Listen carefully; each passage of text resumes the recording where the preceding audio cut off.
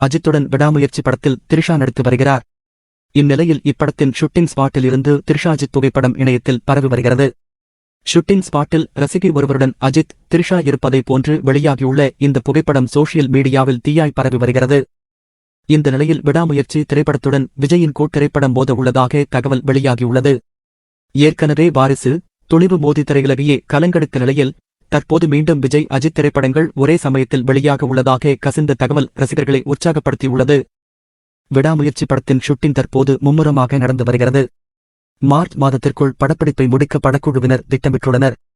அடுத்த கட்ட படப்பிடிப்பு வட இந்தியா மற்றும் ஜார்ஜியாவில் கிட்டத்தட்ட 15 முதல் 20 நாட்களும், புனேவில் 10 நாட்களும் நடத்த திட்டமிடப்பட்டுள்ளதாகவும் தகவல் வெளியாகியுள்ளது.